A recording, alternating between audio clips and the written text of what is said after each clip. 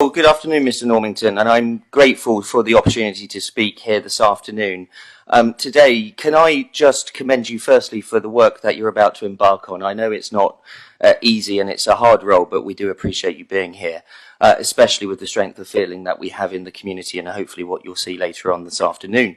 The Hamble community have come together over the last few years, and it is clear in the fact that in the response to the consultation held by Hampshire County Council, a total of 5,700 responses were submitted detailing their opposition.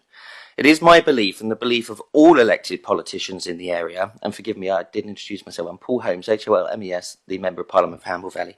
But it is my belief and the belief of all elected politicians in the area on a cross-party basis that if this is allowed to go ahead, it will literally destroy Hamble as a vibrant village. Looking at the details of the application, it is not difficult to see why it's faced this response. The Hamble Peninsula is a cluster of villages accessed by one narrow highway, Hamble Lane. This small road already struggles with traffic flow problems which will be further and greatly exacerbated by 126 lorries a day going in and out of this lane. Hamble is a well-renowned internationally for its role in that it plays in inshore sailing, supporting many businesses associated with the boating industry, and it is also home to a wide range of international businesses, an oil terminal, and the Firearms and Gold Command Centre for Hampshire Police. For years, residential development has made traffic issues worse, and this is a key reason for why further residential developments were dismissed by appeal in recent years. So there is a clear precedent. Indeed, the official plan has recognised the acute congestion problems in the peninsula even prior to the additional pressures that this quarry would add.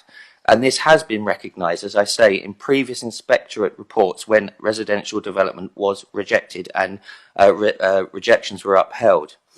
I previously stated at the hearing held in May with the Regulatory Committee that there needed to be an additional refusal reason under highways impact which had not been adequately addressed and were based on outdated traffic assessments. I welcome the fact that based on the available information, the proposal was considered to conflict with policy S11 open brackets transport infrastructure close brackets of the Eastleigh Local Plan 2022 and paragraph 114 of the MPPF. Because it does not promote walking, cycling or public transport, nor does it incorporate sustainable transport options in the development. And before we heard the capitulation this morning of Hampshire County Council, I still believe that those policies are not being met. The Hampshire Police and Crime Commissioner has objected on behalf of the police service in Hampshire.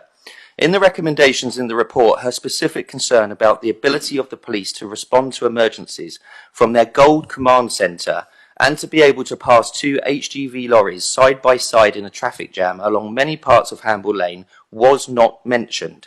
This objection, I believe, places the proposals at odds with HMWP Policy 10 on impacted amenity and HMWP Policy 12 on managing traffic. There are also the views and commercial outlooks of 250 businesses with a combined turnover of £148 million and 1,800 employees.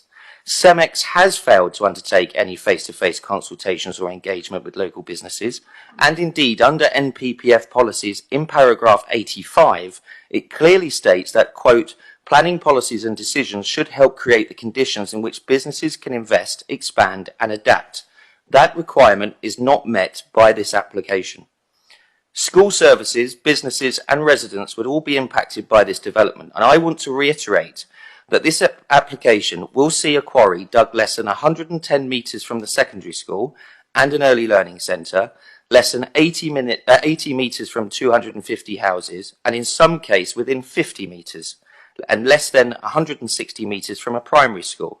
This appears to be in contravention of MPPF paragraph 193, which states that planning policies and decisions should ensure that new development can be integrated effectively with existing businesses and community facilities, and that existing businesses and facilities should not have unreasonable restrictions placed on them, and I also believe that this is contrary to HMWP Policy 10. Hampshire County Council had deemed that this was likely to cause unacceptable flooding, violating Part H of Policy 10, protecting health, safety and amenity, Policy 11, flood risk and prevention of the HMWP, and policy DM5, managing flood risk, of the Eastleigh Borough Local Plan 2022. Additionally, it does not align with policy S11, transport infrastructure of the Eastleigh Borough Local Plan, or paragraph 114 of the NPPF. As a result, the proposal was not considered as a sustainable minerals development by the Regulatory Committee, contrary to policy 1, sustainable minerals and waste development of the HMWP 2013, and paragraph 11 of the NPPF 2023. And despite piecemeal agreements and an unfortunate capitulation of Hampshire County Council, I believe that these policies still act as decent and categorical reasons why you should uphold the refusal put forward by the Regulatory Committee in May. Residents have been supported in their valid reasons by Hampshire County Council. They were supported by Hampshire County Council, and can I put on the record that I believe this decision and negotiation should have gone before the Regulatory Committee of local elected politicians before officers decided to pull the rug from under residents' feet. But at every stage, this quarry has been rejected through official local democracy.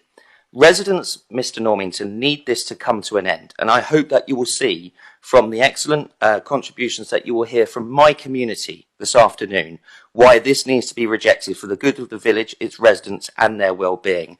As I've said, Mr. Normington, I believe that the policies are still in place for this to be a sound rejection, and I hope that after this process you will come to that conclusion in your role as planning inspector. Thank you.